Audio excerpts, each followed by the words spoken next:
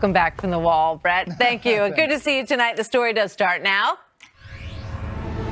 And we have brand new details just coming in the Roy Moore case tonight as he is speaking out, fighting to hold on to his candidacy after the Washington Post reported a sex scandal involving a 14-year-old girl. Moore is getting pressure on all sides. A torrent of U.S. senators have told him that he needs to step aside. The Republican fundraising arm has now cut him off, but he is not backing down. Here he is a short time ago. See what you think about this with Sean Hannity. It never happened, and I don't even like hearing it because it never happened, and they're doing this a month away, 4 weeks away, after 40 years in public service. I've run 5 successful campaigns, statewide campaigns, 3 in the county. This has never been brought up. They're bringing it up because it's political. It's a direct attack on this campaign, and it involves a 14-year-old girl, which I would have never had any contact with. This is a completely manufactured story meant to defrock this campaign. And they're losing. They're 11 points behind.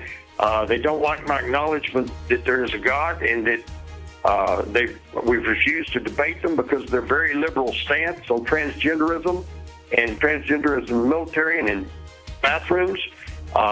They're desperate. If you abuse a 14-year-old, you shouldn't be a Senate candidate. I agree with that. But I did not do that. You don't recall ever dating any girl that young when you were that old? I've said no. And you think that's inappropriate, too? That's what you're saying? Inappropriate, yes. So there are calls, as I mentioned, for him to step down, and they are growing on both sides of the aisle tonight. Here now, Guy Benson, townhall.com, political editor and Fox News contributor, and political commentator Dr. Wendy Assefu. Welcome to both of you. So, there are political questions here. There are ethical questions here. But the bottom line is, will he be able to stay in this race, Guy, and should he? Well, I think the first question will come down to a few things. First of all, they're going to poll this stuff over the weekend. Does it settle down at all for them? They're going to keep a close eye on public opinion. Will there be more accusers coming out, continuing the drumbeat? And also, one of the things that Roy Moore said in that interview with Sean Hannity was that he never even met the woman making the most serious allegation about him involving molestation when she was 14 and he was 32. He said, I never met her. If there's additional evidence that comes out disproving that claim, I really do think he's finished. And Martha, one other point, listening to that interview with Sean, who asked some really tough questions, he said, did you ever date anyone in their teens when you were that age?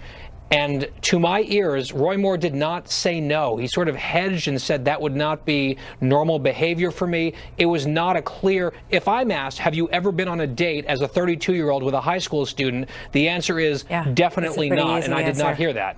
It is. Obviously, Wendy, there's a lot of Republicans that are calling for him to step aside.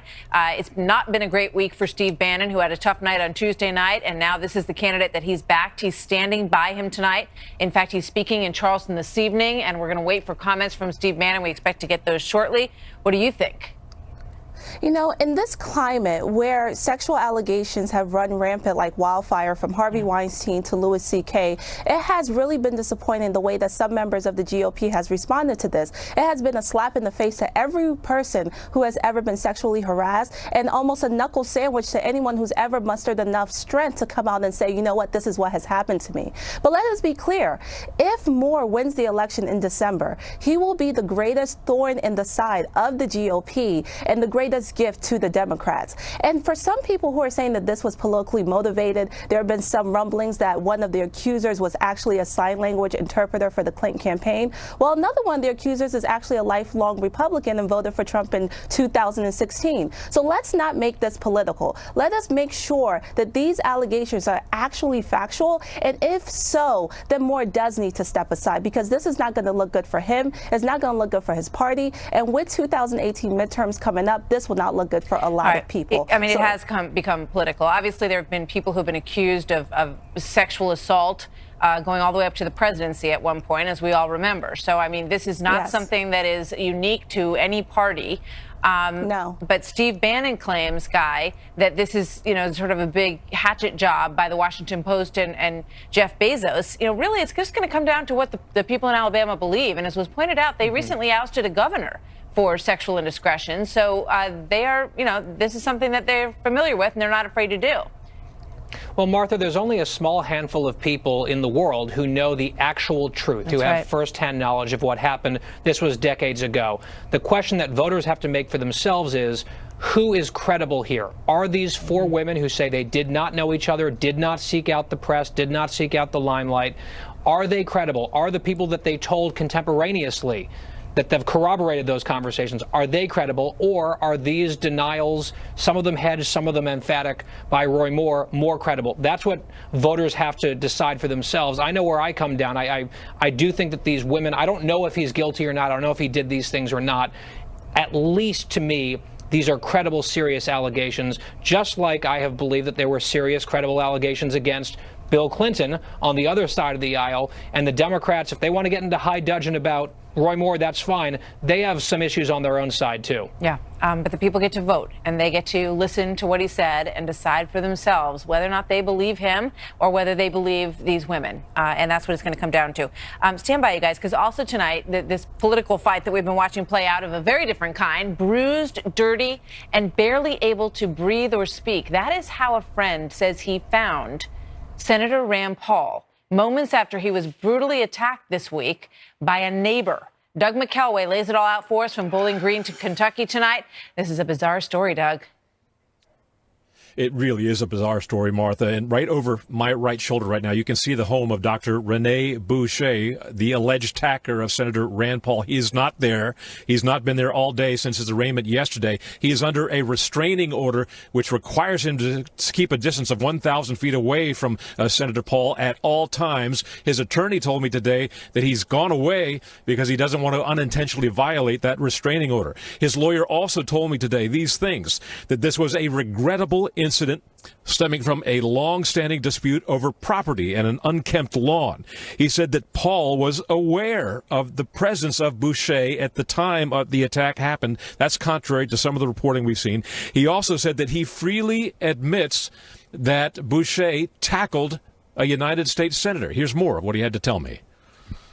That's not how I would describe it. That's not how it has been described to me. Were they facing each other? It's my understanding, yes. And did Senator Paul strike blows with Mr. Boucher, Dr. Boucher? Not that I'm aware of. A longtime neighbor of Paul who invited us into their home last night said that the Pauls, both Kelly and Rand, are great neighbors. They've lived here for anywhere from 15 to 20 years. They keep a very tidy lawn. They engage with their neighbors quite frequently. They're very, very friendly. They're conscientious about them. They're concerned about them, not just neighbors, but also their constituents. Here's what he had to tell me.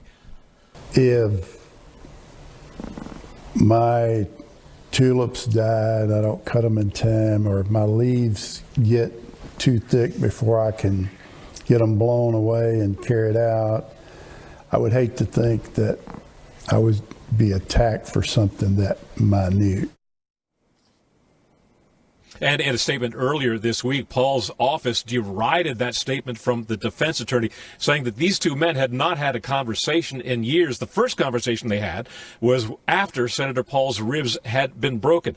A state trooper told us today that these charges of misdemeanor simple assault could very well be elevated later this weekend or perhaps next week. They could be elevated to a more serious felony charge when the medical records are delivered from the hospital where he was treated to the attorney's office, the state's attorney's office.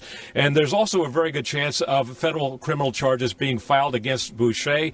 The attorney for Boucher told me that earlier this week he met with the U.S. Capitol Police and also a field agent for the local office of the FBI. Martha, back to you. Wow, quite a story. Doug McKelway, thank you very much. Back to our panel, Guy Benson and Dr. Wendy Osefo. Guy, this is a very bizarre story. And when you hear it from a neighbor who spoke spoke to Rand Paul, who brought him into the house and called his wife, who was grocery shopping, and said, look, I don't want you to be upset when you get here, but he's in really, really bad shape. Claims that he came at him from behind. He was mowing the lawn with headphones in to, protect his ears, and he got basically blindsided, sandbagged from the back, and knocked down and broke 6 ribs. Then there's the question of whether or not this was politically motivated in any way. Do you think that's true? I find it hard to believe that politics were not some sort of a factor here, because we know that the alleged assailant is a socialist. They had argued about politics in the past. So if it was not a primary factor, my guess would be an aggravating factor. And Martha, the other weird element of this story is this is a sitting, high-profile U.S. senator who ran for president who was violently assaulted on his property, and the media coverage has been scant at best overall. I don't understand that. That's very weird to me. Yeah, I guess we're getting used to violent, crazy behavior. Wendy, what do you think? I think that there has been a lot of plot twists in this story, and I think that the American people really deserve to have answers. As Guy said, this is a sitting U.S. senator who did run for office, and then we hear rumblings of the individual saying that once she saw Paul on the floor, the conversation was there was some argument over lawn issues, but then they're saying that that was not the case. But I do think the American people deserve an answer. We need to know whether this was politically motivated, because no one deserves to be beaten and bludgeoned because of their political ideologies. Yeah, Steve Scalise speaking out on that as well, and he knows in the worst possible way firsthand. Thank you very much. Good to see you both, Guy and Wendy. Thanks. Thank you, Martha. So while donning the blue traditional jackets in Vietnam, President Trump and Vladimir Putin, an interesting moment there, shook hands. In that moment, it's going to be spotlighted and analyzed for body language and what is the significance of the way they greeted each other. But what do the two leaders really make of each other, given all the controversy? And Donna Brazile apparently not done. She is still dishing more dirt on the DNC. Wait till you hear her latest. And yet another disturbing revelation of sexual abuse coming to light. Olympic gold medalist Allie Reisman becoming the latest brave woman to speak out about the horrific experience that she endured. Her story is ahead. Why are we looking at why didn't the girl speak up? Why not look at what about the culture? Patrick woke up